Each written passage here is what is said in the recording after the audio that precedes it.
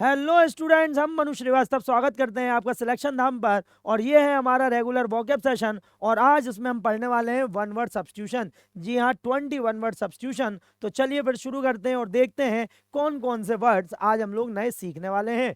तो यहाँ पर सबसे पहला जो वर्ड है ये जीवन के लिए सबसे ज्यादा जरूरी है। जी हाँ, जॉय। ठीक है, तो अ लॉट ऑफ हैप्पीनेस, तो जब बहुत ज्यादा खुशी एकदम आ जाए, आनंद की अनुभूति हो जाए, तो उसे बोलते हैं जॉय और इसलिए कहते हैं हैव अ जॉयफुल लाइफ। ठीक है, उसके बाद फिर है सरप्राइज। सरप्राइज मतलब क्या होता है? आश्चर्य। जी हाँ, पॉजिटिव वे में। ठीक है, तो a sudden feeling of wonder और अमेजमेंट, इट इज कॉल्ड आश्चर्य या अचरज हो गया, लेकिन ये पॉजिटिव होता है, हमेशा ध्यान रखना। सरप्राइज पॉजिटिव होगा, शॉक नेगेटिव होगा। ठीक है, उसके बाद है फिर एक्साइटमेंट। एक्साइटमेंट मतलब आज एक तरह से हम उत्तेजित हो जाएं किसी चीज में, a feeling of great enthusiasm, उत्तेजना या जोश हमारे अंदर आ जाए, उससे रिलेटेड आएगा। उसके बाद है फिर फियर। फियर के लिए है a feeling of anxiety cause by the awareness of danger. तो भाई भय आ जाना, जब आपको असुरक्षा का बोध हो तो आप डर जाएंगे, उसी के लिए आएगा फियर। उसके बाद फिर है मैग्नेनिमस। तो मैग्नेनिमस का अर्थ क्या होता है भाई?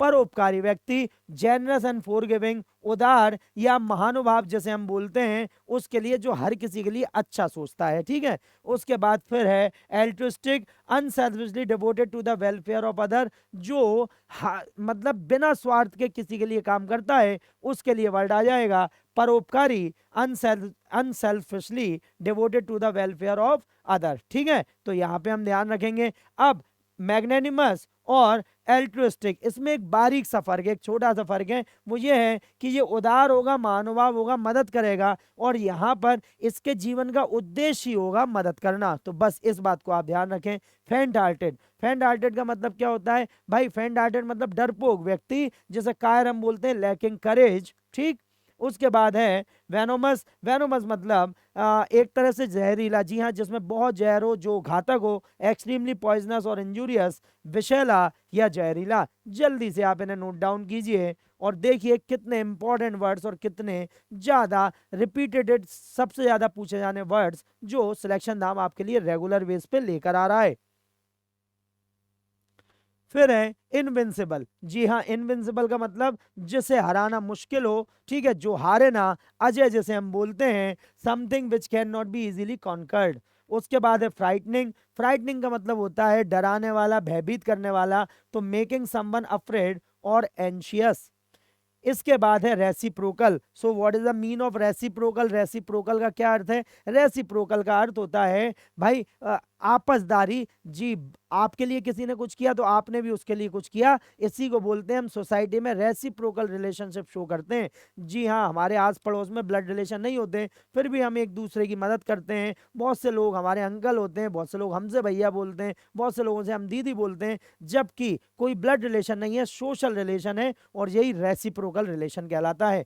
ठीक है, स्टेबल। स्टेबल का मतलब होता है फर्मली फिक्स। जी हाँ, जो स्थायी है, चिरस्थायी है, उसी को हम बोलते हैं स्टेबल। उसके बाद है ऑर्थोपेडिस्ट। तो ऑर्थोपेडिस्ट मतलब जो हड्डियों का विशेषज्ञ, हड्डियों का डॉक्टर है। आपने देखा होगा ऑर्थो लिखा रहता है, तो doctor who treats bone problem, हड्डी रोग विशेषज्ञ। उसके बाद है ऑब्स्टेट्रिशियन। जी हाँ, ऑब्स्टेट्रिशियन मीन्स क्या होगा? जी हाँ, वो चिकित्सक जो महिलाओं की डिलीवरी और उसके बाद का ध्यान रखती है, उनका इलाज करती है, उसी के लिए आप physician that specialize in delivering babies and caring for pupil during pregnancy and after the give birth. तो दाई या प्रसूति विज्ञानी जैसे हम बोलते हैं। ठीक है, उसके बाद है फिर गायनेकोलॉजिस्ट। तो गायनेकोलॉजिस्ट मीन्स क्या होगा, है ना? गाय कैनोलॉजिस्ट मीन्स क्या हो जाएगा? कैसे हम इसे डिफाइन करें? तो जो स्त्री रोग विशेषज्ञ है, महिलाओं के रोगों में जो विशेषज्ञ है, उसके लिए आएगा doctor skilled in the treatment of women's disease, स्त्री रोग विशेषज्ञ। ठीक है, तो ये आप ध्यान रखना, गाय नेकोलॉजिस्ट। ठीक, चलिए, तो अब जल्दी से आप इसे नोट डाउन कर लीजिए। उसके बाद है फिर फिजियोथेरेपिस्ट, जी हाँ फिजियोथेरेपिस्ट, जो बॉडी के मूवमेंट्स के लिए आपको बताएगा। आप कई बार हम फिजियोथेरेपिस्ट के पास जाते हैं क्योंकि मान बड़ा हाथ में सुन नंबनेस आ गई है, ठीक है, तो उसे किस तरीके से मूव करना है, उसके लिए कौन सी एक्सरसाइज हो। तो जिन लोगों को सर्वाइवल की दिक्कत हो जाती है या फिर कमर के दर्द की प्रॉब्लम हो जाती है, वो फिजियोथेरेपिस्ट के पास जाते हैं। तो medical professional who specialize in treating injuries and condition that impacts movement, ठीक। उसके बाद है कन्फर्मिस्ट, जी हाँ कन्फर्मिस्ट मतलब क्या होगा, a person who conforms to accept behaviour और एस्टेब्लिश प्रैक्टिस, परंपरावादी, जी हाँ ऐसा व्यक्ति जो हमारी परंपराएं चली आ रही हैं उन्हें लागू करवाएगा, उनका विशेषज्ञ होगा। सॉरी। उसके बाद है सोशलिस्ट, जी हाँ। So what is the mean of socialist? Socialist का मतलब होता है समाजवादी व्यक्ति, जी हाँ, जो विश्वास करेगा कि समाज में जितने भी संसाधन है सबको बराबरी से मिलने चाहिए। A person who believes in a political and economic system where resources are shared collectively, ठीक। उसके बाद है रिबेलिस्ट, तो भाई रिबेल का मतलब तो विद्रोही होता है, जो विद्रोह करेगा। तो अ पर्सन हु अपोजेस और takes arm against a government और रूलर, तो उसे हम बोलते हैं क्या, विद्रोही, ठीक। तो ये आज के हमारे वन वर्ड सब्स्टिट्यूशन है। अब जरा हम जल्दी से नजर डालते हैं कि किस तरीके से ये आपसे पूछे जाते हैं और पूछे जाएंगे। तो यहाँ पर the music filled the room with lots of happiness expressing joyful melodies that brought smile to everyone's face. तो लॉट ऑफ हैप्पीनेस के लिए हमने आपको क्या बताया था, हमने आपको बताया था भाई इसे जॉय कहते हैं, क्या बोलते हैं, आनंद।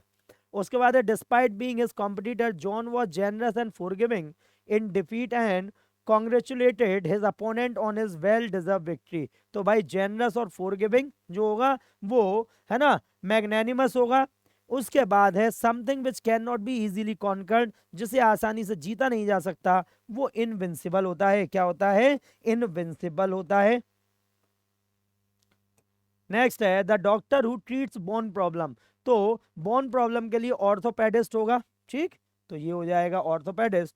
अ person who conforms to accept behaviour और एस्टेब्लिश प्रैक्टिसेस, तो भाई कंफर्मिस्ट हो जाएगा, क्या हो जाएगा, कंफर्मिस्ट, परंपरावादी। तो देखिए इसी तरीके से जो क्वेश्चन आपको पूछे जाते हैं, तो बस आप बने रहिए सिलेक्शन नाम के साथ। और ध्यान रखिए कि अगर आपको अपनी तैयारी वाकई में सिलेक्शन के लिए करनी है तो सिलेक्शन नाम पर ही वो सारी चीजें पॉसिबल हैं। तो बस फिर बने रहिए सिलेक्शन नाम पर और देखते रहिए उन सभी जो ऐसे पहलू हैं एग्जाम के जो आप कवर नहीं कर पाते खुद से, वो आपके लिए सिलेक्शन धाम कवर करके देगा। और देखिएगा कि आप बहुत जल्दी अपने सपनों की जॉब को पालेंगे। तो चलिए फिर मिलते हैं, जब तक के लिए अपना ध्यान रखिए, पढ़ते रहिए, बढ़ते रहिए। जय हिंद, जय भारत।